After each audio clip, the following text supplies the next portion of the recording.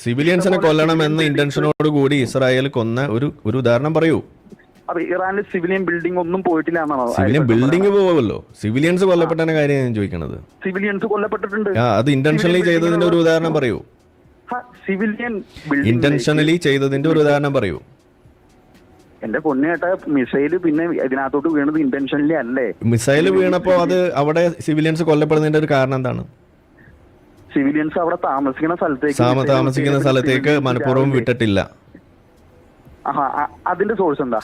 Israel തന്നെ ഈ പറയുന്ന ആളുകൾക്ക് കൊടുക്കുന്ന ഇവാക്വേഷൻ ഓർഡേഴ്സ് നിങ്ങൾ കണ്ടിട്ടില്ലേ? ഗാസയിലേക്ക് ബോംബിടുന്നതിന് മുന്നേ സിവിലിയൻസിനോട് ഒഴിഞ്ഞു മാറാൻ വേണ്ടിയിട്ട് അവിടെയുള്ള സിവിലിയൻസിനെ ഫോണിൽ വിളിച്ച് പറയുന്നത് നിങ്ങൾ കേട്ടിട്ടുണ്ടോ?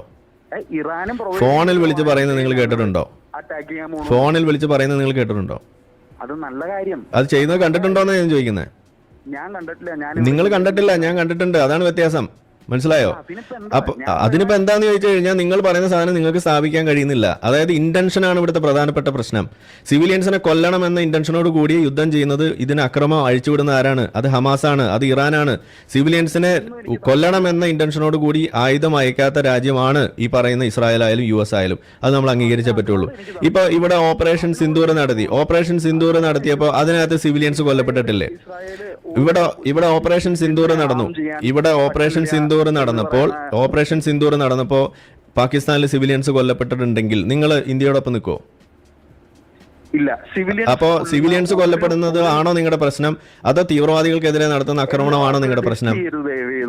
നിങ്ങൾ ചോദിച്ചാൽ ഉത്തരം പറയൂ. തീവ്രവാദികളെ ടാർഗറ്റ് ചെയ്തുകൊണ്ട് ആക്രമണം നടത്തുമ്പോൾ അതിനകത്ത് കൊളാട്രൽ ഡാമേജ് ആണ് സിവിലിയൻസ് കൊല്ലപ്പെടുന്നത്. അത് ആരും അതിനെ അംഗീകരിക്കുന്നില്ല, ആരും അതിനെ അപ്രീഷിയേറ്റ് ചെയ്യുന്നില്ല. അത് അപലപിക്കപ്പെടുന്ന കാര്യമാണ്. അതെടുത്ത് വെച്ചിട്ട് തീവ്രവാദികൾക്ക് എതിരെ നടത്തുന്ന ഒരു നിലപാടിന്, ആക്രമണത്തെ, അതിനെ പിന്തുണയ്ക്കാൻ പാടില്ല, അത് പിന്തുണയ്ക്കാൻ ശരിയല്ല എന്ന് പറയാൻ നിങ്ങൾക്ക് എന്ത് ഉളുപ്പുണ്ടോന്നാണ് ഞാൻ ചോദിക്കുന്നത്. നിങ്ങൾ ഇന്ത്യയോടൊപ്പം നിൽക്കുമോ? ഓപ്പറേഷൻ സിന്ധുവിൽ നിങ്ങൾ ഏത് രാജ്യത്തോടൊപ്പം നിന്നത്?